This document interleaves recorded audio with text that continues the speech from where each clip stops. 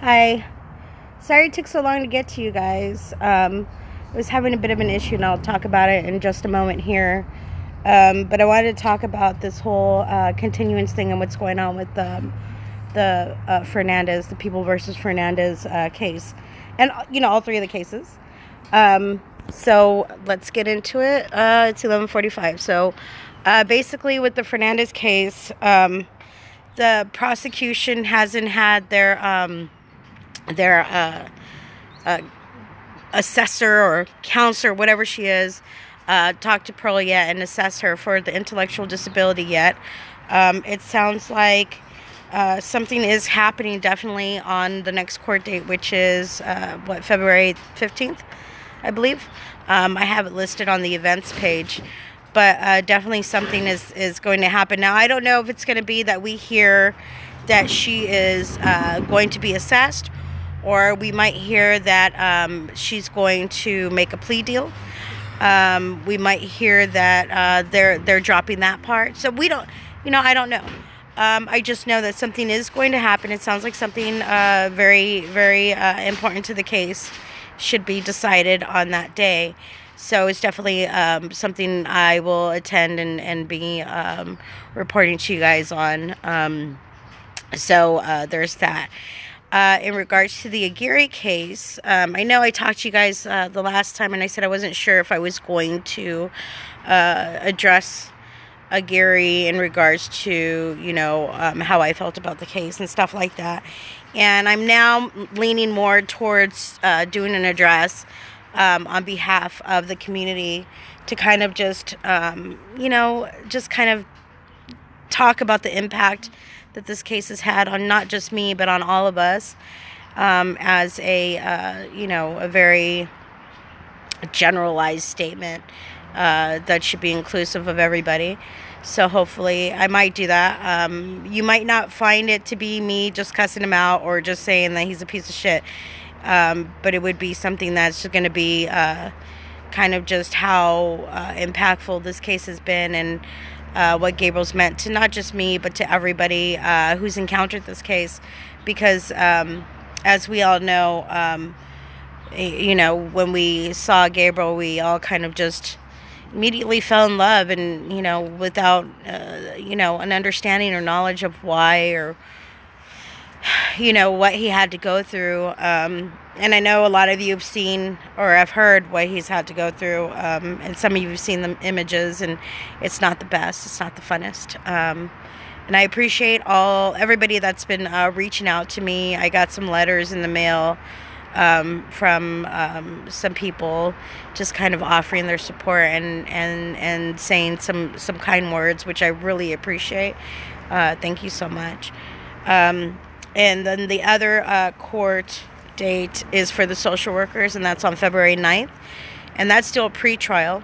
So remember, we're still in pre-trial for both the Fernandez and the social workers. So we are not in trial yet. There are no juries picked. The only trial we've done is the Aguirre trial. So for the social workers, we are still in pre-trial, and I'm sure it's just going to be motions to drop the case per usual, because that's what they've been trying to do since the beginning. Drop the case, get more money, stuff like that.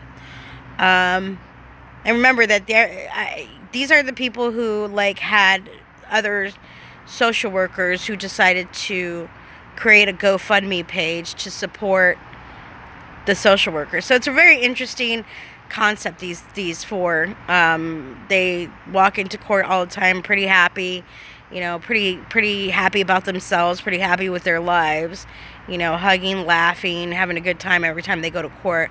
And it's not to villainize them, but it is, they kind of do it to themselves, because when you see them, that it's like they just don't care, or I don't know, because these were people that had every chance to save Gabriel, and they just chose not to. And that's even in regards to the supervisors knowing the quality of work that their employees turned in. So do I feel like all four of them should be on trial? Yes. Do I feel like more people should be on trial? Yes. But are we going to get that? No. This is where we are. The limit of statute of limitations, SOLs, have passed. So we are where we are. So moving on, I wanted to talk to you about something that happened to me today. And that was the reason why it took me so long to get to this live feed, and why it's so important to talk about, and that is reporting protocols. This morning I received from a cousin of mine kitty porn, with the title, "How I want to find out who this little girl is and save her." And it's an image that is kind of haunting me right now. I got it in like 9:15 this morning when I woke up. I had no idea what it was going to be. It was a video. And I played it, and I saw a little girl, about 5 or 6, maybe even 7, giving a blowjob to a man. And the reason I'm telling you this is because you need to know. Everybody needs to know how this works. If you receive a video or an image of any child, of any situation, whether it's kitty porn, child abuse, or anything where you see a child is in danger of any kind of malicious intent, do not forward that video or that image to anybody. At that point, you are now in possession of child pornography. And that includes now when you forward it to anybody else, they are now in possession of child pornography. So do not, and that's why if you message the page, you'll see a message that comes up that says, "Do not send any images of children," blah, blah, blah. And especially, and the reason is so I'll let you know, is that when we first started the Facebook page, a lot of people would send pictures of children, and they would be naked, and you would see bruising and whatever. But even though the intent was to share it because it's child abuse, it's still kitty porn because it's a child that's naked.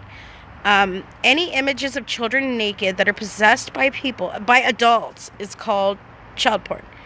No matter what your intent is, no matter what the intent, it is child porn. And those images can land you in jail.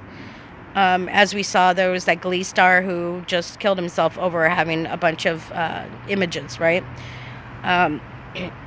But so I want to talk to you about the protocols. So if you receive any kind of images or videos in regards to children, whether it's child porn, whether it's child abuse, whatever the case is, if you see any images that are received online or to your phone or any kind of way like that, to report it, you go to cybertip.org, which is cybertipline.org, and you can follow up with a phone call to the cybertip line at 1-800-843-5678.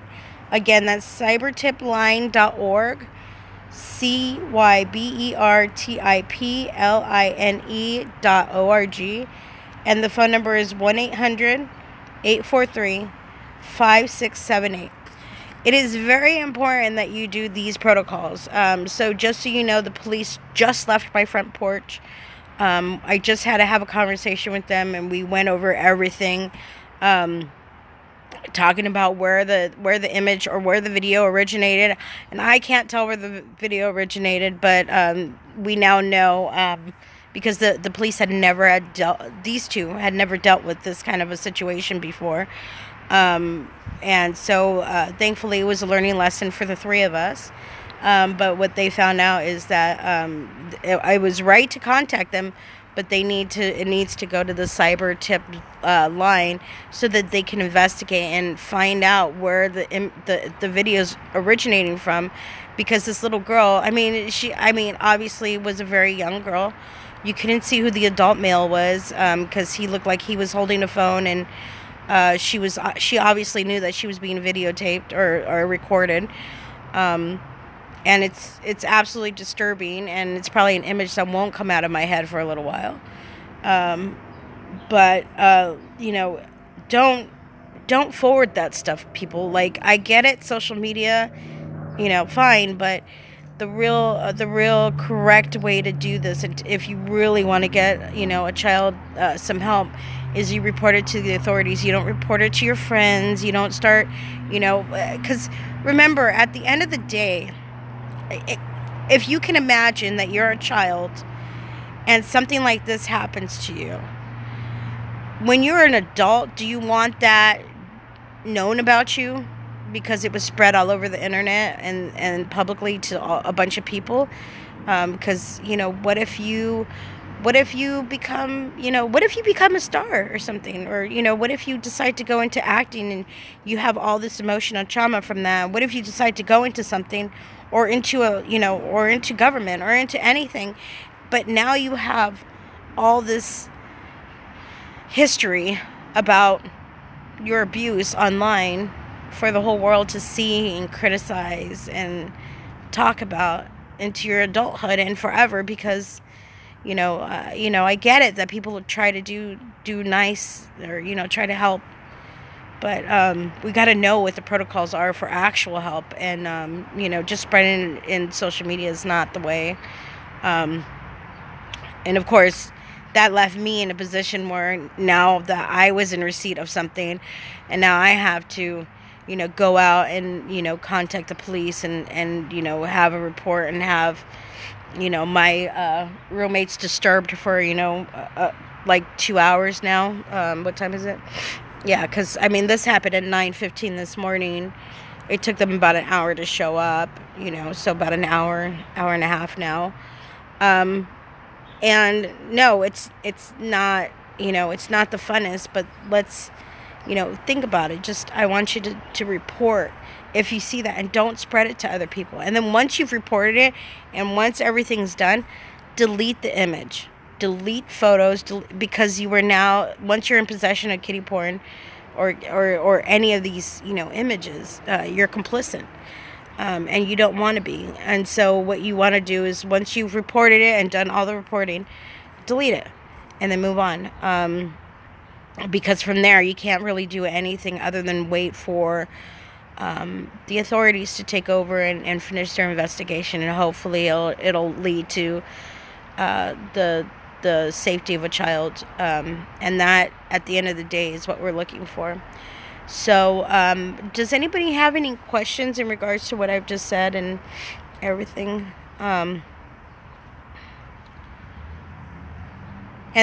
So today we only have like 17 people, but thank you, all of you, for being here, because I know it's a Saturday and we don't really want to do this, right? But again, so hold on. So I'm going to probably be taking off very soon here, and get on with the rest of my day. But like I said, if you see something, say something, but not to your friends, not to your family members. Say it to the authorities and let them know, because they're the ones that are really going to be able to save these children. And we still, like, regardless of how fucked up things are, and how we see, like, especially with Gabriel's case, how we saw things not go in the correct way and not work to his benefit. It is our civic duty to report it to the authorities and have them, do something, even if we have to push and push and push. And just so you know, after when the officers figured out what the guideline was, or what the protocols were in regards to this cybercrime, they did. I guess they contacted cybertipline.org by phone, and they said that they had already received 3 other reports, and they were actively looking into it. So, like I said, if you receive something, make sure you report it to the right authorities, so that way we can get those children to be saved. Yeah, I don't know. Like, I don't know. So what I was talking about, Harry Carey, is that I talked about I talked about the court cases, but I was talking about also that I received a video of kitty porn this morning and had to report it to the authorities, and I was talking about the way to do that, which is cybertipline.org, and there's a phone number. Once again, that's 1-800-843-5678. So if you receive any images of any children in either if they're naked, that is considered pornography. If they are performing sexual acts, that is pornography. So anything, if child abuse, that is, you can report it all to that cybertipline.org and see if we can get these children safe. So like I said earlier, the police just left, and now we know a little bit more on how to protect these children.